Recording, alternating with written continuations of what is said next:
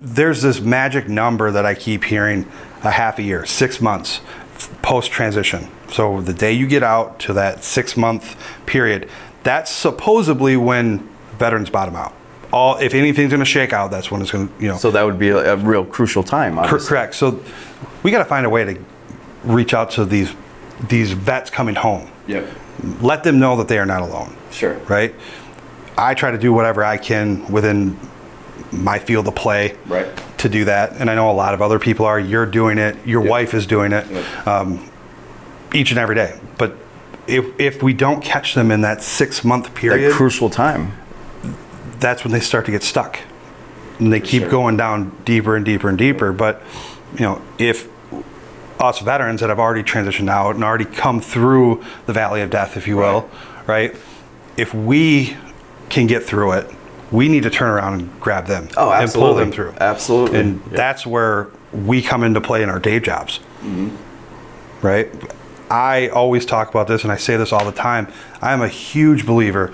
I believe this, put my hand on the Bible, whatever, that providing a veteran a home, they are less likely to take their life. It drastically decreases, right? It gives them a purpose. Correct. And a why and a mission. Like there's a reason to live again. Yep. Like I became incredibly proud of my time in service after 5 years of getting out and hiding it, and when I bought a home, right? And the things that it did for me mentally, it like I am now allowing myself to transition into the veteran world. Sure. So the effect that it had on me, you absolutely can bet that I'm going to do whatever I can every single day to make sure I can pay that forward to every other veteran that I contact. And that's what makes me go forward. That's what makes me be able to work 18 hours in a day. Because it gives you that motivation. Because if not even me, if you didn't have it, If not me, who? Yeah, I mean that's the thing is like